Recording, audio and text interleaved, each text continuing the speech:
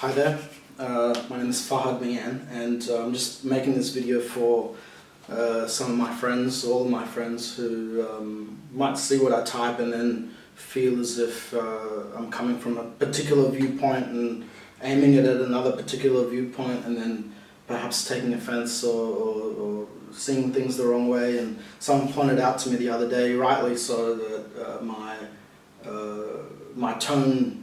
written tone can come across as condescending, which I understand. So I'm hoping that my facial expression and my verbal expression might go some way towards explaining where I come from and what my belief systems are. And hopefully there'll be less confusion. And we can talk about ideas and solutions a lot easier, rather than the emotional sort of bickering and fighting that seems to be happening lately, which is understandable. I've been caught out as well. So to maybe help you understand where I've come from,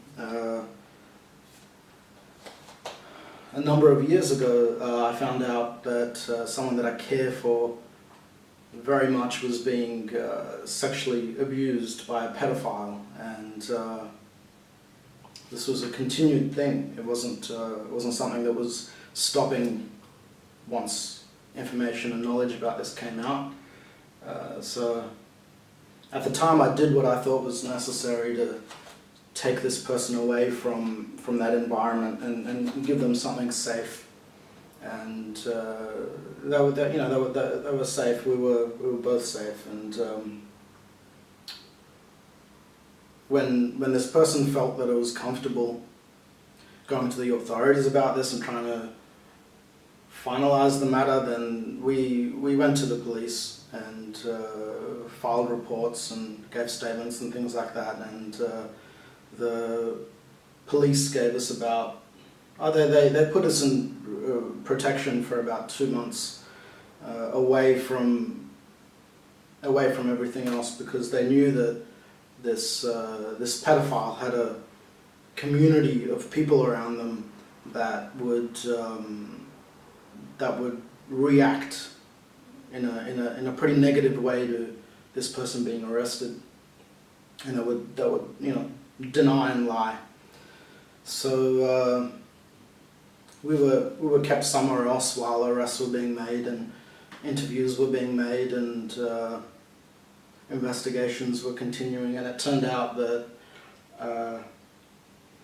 the people that were around this perpetrator were continuing to lie, and they threatened the one witness that actually came out and told me about this. Originally, they threatened this person with damaging the life or the livelihood of themselves and their family if they made a statement to the police. And so nothing happened as a result of that. So and that furrow that you see in my brow, that's the result of the resolve I required in order not to grab a hammer and cave that motherfucker's skull in. That's what it is, because I had the opportunity to do that many times. This person was being protected by the people around in the community and the people that said that they loved the victim. They cared for the victim, but they were protecting the perpetrator. They were protecting this pedophile. And then another bit of context that I don't really talk about this very often, but my mother-in-law and my daughter, who was almost 5, were killed in a racist attack. And my wife, who's now my ex, who I still love very dearly, she was scarred physically and mentally for life. And the police knew who the attackers were. These people were going around in the neighborhood and causing trouble. similar types of trouble before, and they were gloating to their friends about what they had done, and they were threatening witnesses as well. And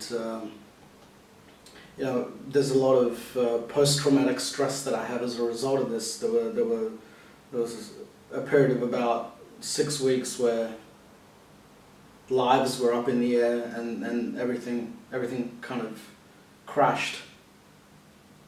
And so the investigations, they arrested these people. They got out on bail, arrested them again, out on bail, sought to bring them back into court. They had fled the country, finally found them, got them back in, and end of the day they ended up getting 2 to 3 years for witness intimidation. They didn't actually get in trouble for killing anyone, And we're talking about 3 generations of women in that one family whose lives were destroyed, and the lives of the people around them were destroyed as well. So I don't seek to be part of any group or cause. I don't know what left or right is. I don't know what liberal or Labour is. I don't know what bigotry or fascism is. I've tried to understand these concepts, but it all just sounds like absolute ends of some argument, whereas really everyone is sort of in the middle of all these labels and definitions. You can't bind anyone to any particular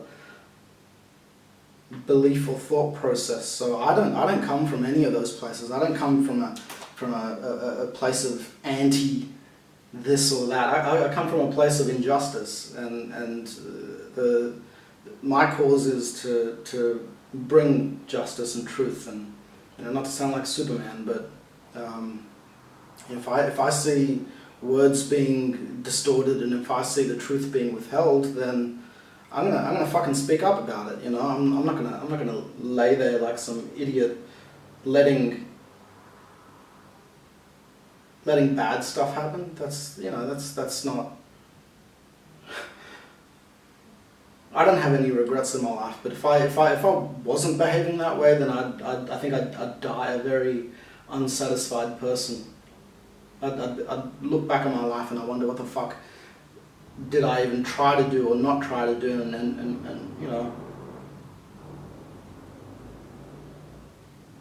it's not going to change anything. Like I'm still going to be a stubborn, argumentative prick. I accept that, and I hope everyone else accepts that as well. But where I come from, it's not anything personal. It's global. If you think I'm targeting you, it's because I'm targeting everyone, and everyone makes mistakes, and everyone is fallible, and everyone